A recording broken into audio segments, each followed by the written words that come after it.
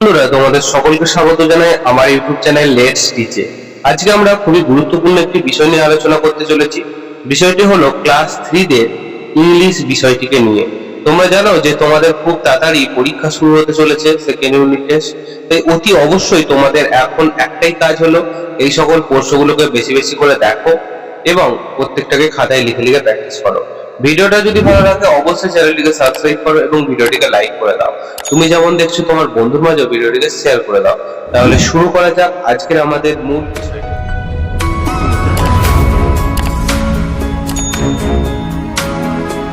এবারে যে পরীক্ষাটা হতে চলেছে সেই পরীক্ষার তোমার পূর্ণমান হচ্ছে 30 এবং সময় হচ্ছে 1.5 ঘন্টা।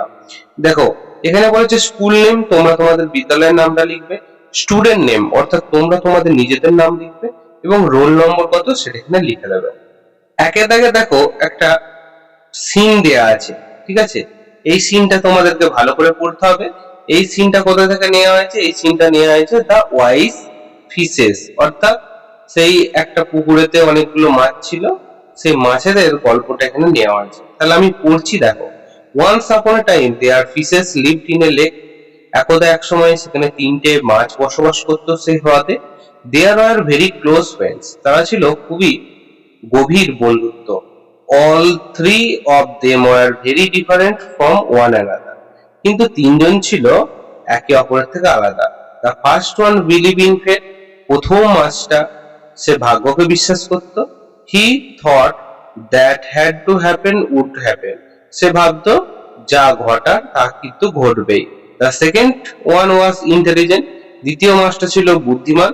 হি thought he knew how to solve a problem with his intelligence, সে সবসময় চিন্তা করত সে তার বুদ্ধি দিয়ে কিভাবে বিপদের সম্মুখীন বা সমস্যার সম্মুখীন করতে পারবে। The third one was wise, এবং 3 নম্বর জন ছিল খুবই জ্ঞানী এবং বিজ্ঞ।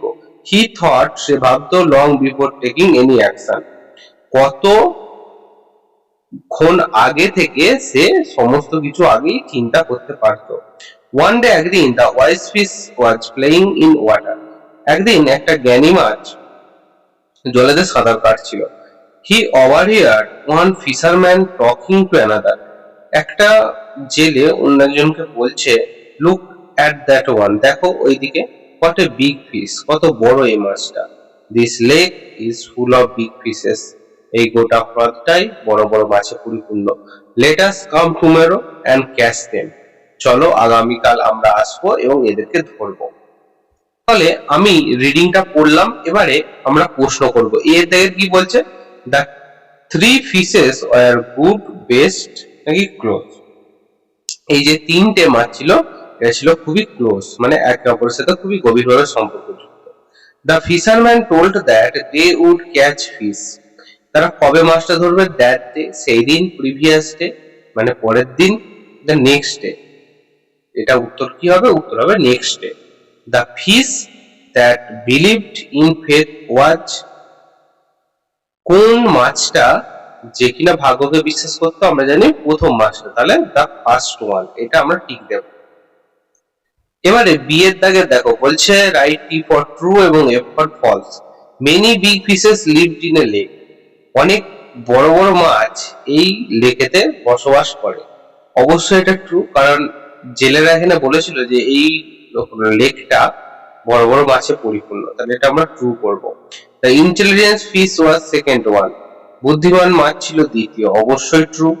The wise fish overhear the talking of children, বলছে বুদ্ধিমান মাছটা সে কি করেছিল? সে শিশুদের কথা শুনতে পেয়েছিল না, সে পেয়েছিল জেলেদের কথা, তাহলে সেটা ফলস হবে।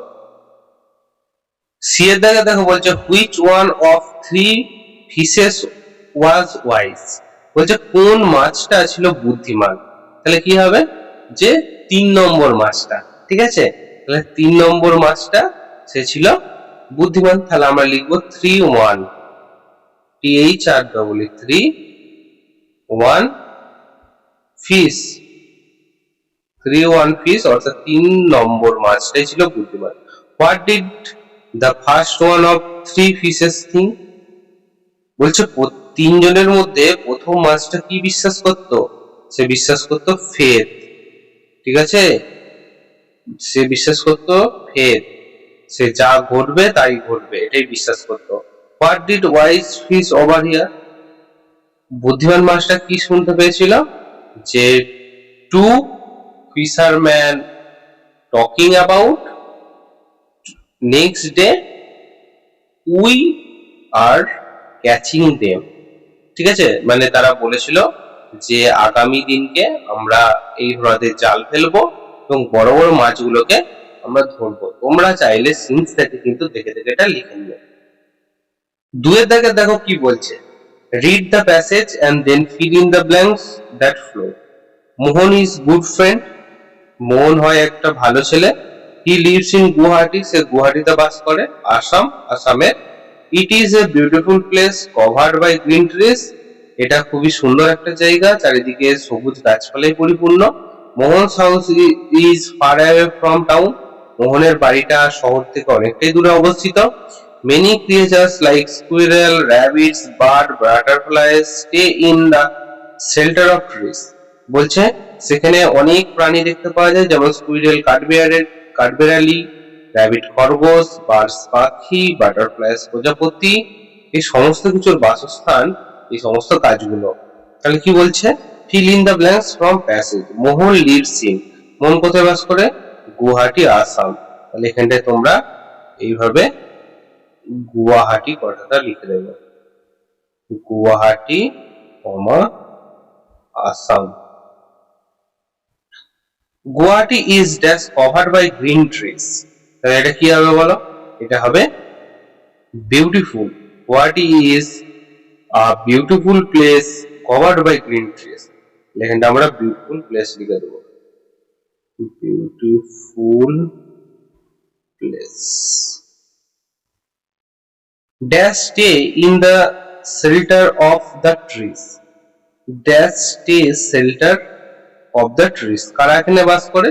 তাহলে এখানটায় এইটুকু জায়গার মধ্যে হবে না, তোমরা এইভাবে লিখবে স্কুইরেল, র্যাবিটস, বার্ডস, বাটারফ্লাই। ঠিক আছে, এই তিনটে নাম কিন্তু এখানটা লিখবে। The name of the friend is, ঠিক আছে, the name of the friend is কি?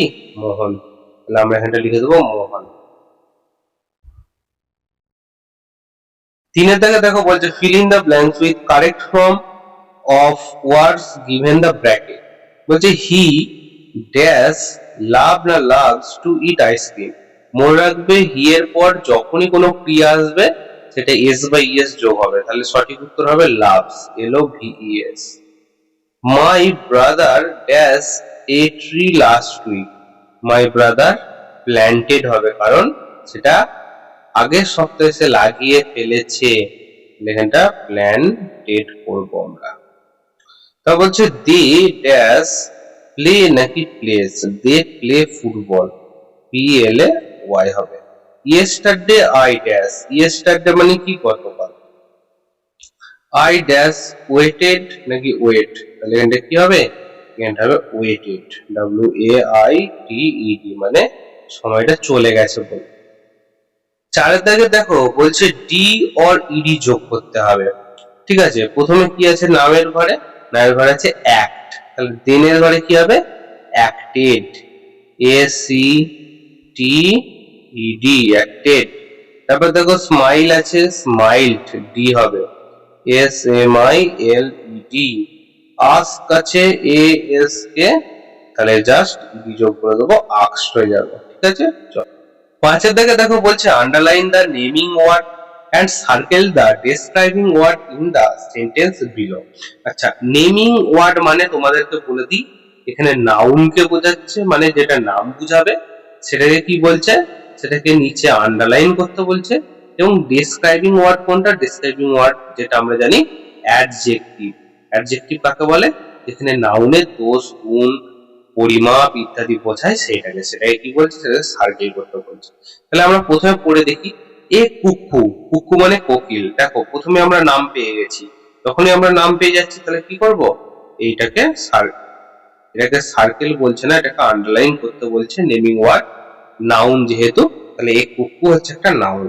ক্যান সিং সুইট নোটস, সে ভালো গান গাইতে পারে এবং মিষ্টি গান গাইতে পারে। এই যে সুইট, মিষ্টি, এই সুইটটাই হয়ে গেল আমাদের ডেসক্রাইবিং ওয়ার্ড, যেটাকে আমরা অ্যাডজেক্টিভ বলছি। সেটাকে আমরা গোল করে দিলাম। পরেরটা দেখো, ছয়টা কি বলছে। ছয়টা বলছে write synonym for the following words from the help box. Help box এ কি কি আছে দেখো, লিভ মানে বাস করা, লাক মানে ভাগ্য, প্ল্যান্ট মানে চারা গাছ, নিয়ার মানে কাছে, হাউস মানে বাড়ি। তাহলে সিনোনিম লিখতে বলছে, তাহলে ফেথ, এই ফেথ মানেও ভাগ্য, লাক মানেও ভাগ্য, তাহলে আমরা এখানে এলিউ শিখে লাক কথাটা লিখবো। ক্লোজ, ক্লোজ মানে কি, ক্লোজ মানে কাছাকাছি, তাহলে এই ক্লোজ আর এখানে কি আছে নিয়ার, তাহলে দুটো একই। তারপর হচ্ছে স্টে, স্টে মানে থাকা, এখানটা হবে লিভ, LIV। ট্রি, ট্রি জায়গায় কি হবে প্ল্যান্ট, PLNT, প্ল্যান্ট মানেও গাছ, ট্রি মানেও গাছ। সাতেরটা দেখো বলছে look at the column and form sentence. তাহলে এইগুলো দিয়ে তোমাকে কি করতে হবে, সেন্টেন্স বানাতে হবে। ঠিক আছে, এখানটায় কিছু দেওয়া আছে, মাঝখানে ক্যান দেওয়া আছে, এদিকে তার ক্রিয়াটা দেওয়া আছে। তাহলে প্রথমে যদি আমরা শুরু করি, লিখবো আই ক্যান,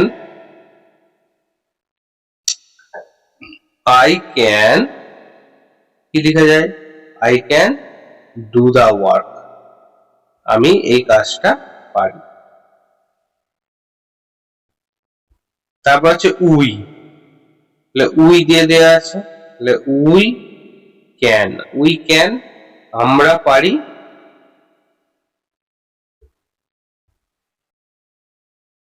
আমরা পারি, কি হেল্প হিম, তাকে সাহায্য করতে। তারপর কি বলেছে, সাবিনা,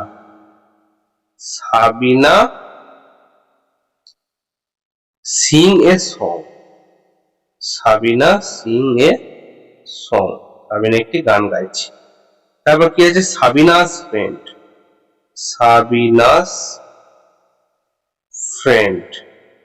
যেটা বাক্য আছে আমরা লিখে দেবো, সাবিনাস ফ্রেন্ড ডান্স ওয়েল, সাবিনার বন্ধুরা খুব ভালো নাচতে পারে। ঠিক আছে, চলো তাহলে বন্ধুরা আজকে আমরা ক্লাস 3 ইংলিশ বিষয়টিকে নিয়ে আলোচনা করলাম। ভিডিওটা যদি ভালো লাগে অবশ্যই চ্যানেলটিকে সাবস্ক্রাইব করো, ভিডিওটাকে লাইক করো। দেখা হচ্ছে অন্য কোনো ভিডিওতে অন্য কোনো দিন। After all thanks for watching, please stop.